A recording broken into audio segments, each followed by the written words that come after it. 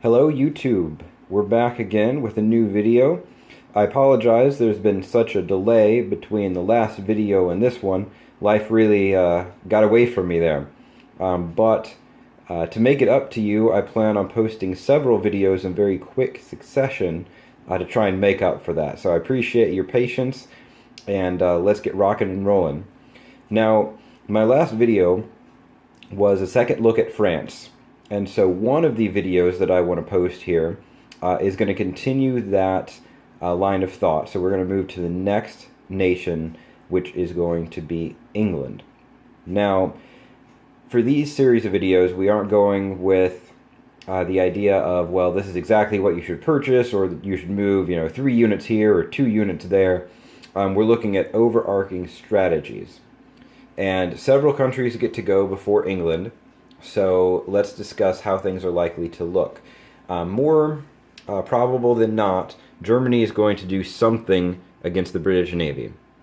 Whether it's just up here or up here and over here, we won't know until they take their turn. But we can pretty much be sure that we're at least going to lose this. And how do we want to respond to that? Well, if we have any Navy left up in the North Atlantic, we want to be focused on 2 things. The first one is to try and get units over from Canada into either England, the British Isles, or to France. Otherwise, they're just going to be stuck over there. If we start with them, we might as well get them in the action where we can. The second thing is to consider where Germany has its navy, because we don't want to move our navy across the Atlantic only to have it easily sunk. So we're going to want to coordinate with whatever France is doing, if possible. Now, that might not be possible, in which case you as the British player will just have to adjust, just try and keep your transport and cruiser out of striking distance from Germany, if at all possible.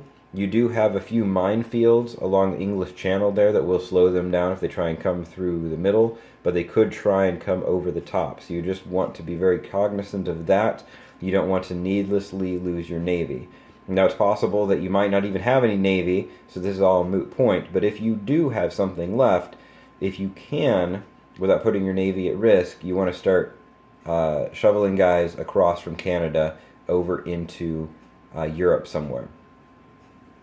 Now, England is the only country that is able to build in multiple locations. It could either build in London or it can build in India, all the way over there. Now, in my other video on England, we focused on an Ottoman-first strategy. And overall, that is what I prefer. We'll get to that here in a second, and why that is. But for a moment, let's think about the British Isles for a moment. Because if you want to either help out France, or your strategy as the Allies is to try and push into Germany on the Western Front as quickly as possible, you're going to need to be building up over here. Which means you need to be doubly aware of the navy that Germany has. You want to make sure that when you place your navy, Germany can't just, sneak in and attack it and try and destroy a bunch of your ships. Especially because in this version, and I know that this is true of several versions prior to this, but you cannot take transports as casualties and they do not fire back. In the original game, in Axis and Allies Revised, you could do that, but in this version, you cannot. So let's say you build a battleship and 2 transports. If Germany kills your battleship, your transports die automatically. So you have to be aware of that. But if you want to be helping France out, then you're going to have to get in that naval war, and you're going to have to take out the German Navy as quickly as possible and get your transport so you can start transporting across. And that's probably going to take you at least till turn 2, if not turn 3, to do that, because you'll be without a navy on your first turn. Let's say you build a navy turn 2, you have some conflict with either Germany attacks you, or maybe Germany runs away. On turn 2, you're either going to have a severely weakened navy. Let's say Germany attacks and you beat them.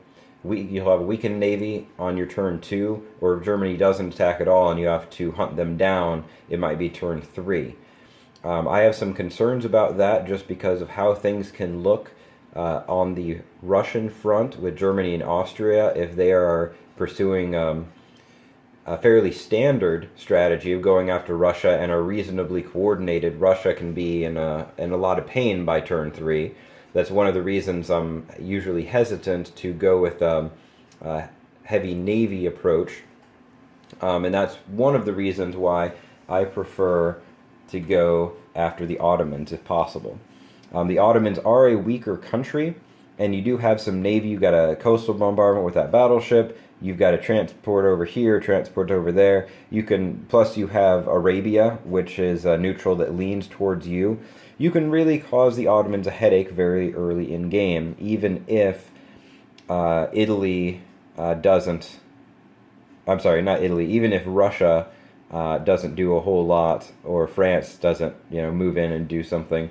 Ideally, they will. You'll have a coordinated effort against the Ottomans, but even alone, England can cause the Ottomans some major problems. Now, one of the other reasons that I prefer to build in India, predominantly, is because the Central Powers oftentimes go after Russia. I mean, it's a common strategy for Germany and Austria. When it comes to the Ottomans, that's practically the only direction that they can go. They can go into Africa, of course, but typically England's going to attack Transjordan on the first turn, and things are going to get bogged down there for at least a couple of turns. So that isn't really an option for them. They don't really have the forces and the economy to make it plausible to start trying to pull in neutrals like attacking Persia. The Central Powers as a whole do not have a production advantage. The long game really is to the Allies' advantage, and so by the time the neutrals, capturing neutrals, and I've said this before in my German video, by the time the Central Powers start to break even and then get a benefit from taking that neutral production, the overwhelming Allied production is going to overwhelm them. They really need to move as quickly as possible. They can't afford to make these long-term investments getting bogged down in neutral territories. Now, if England is going after the Ottomans, I do like the idea of doing a coordinated attack with Russia. Russia comes down here on its turn. England gets to go before the Ottomans. England loads up a couple guys in transports, drops them off, maybe gets a coastal bombardment. Well, actually, let me take that back. If they're reinforcing, I don't believe they do get a coastal bombardment for that, if Russia's already engaged.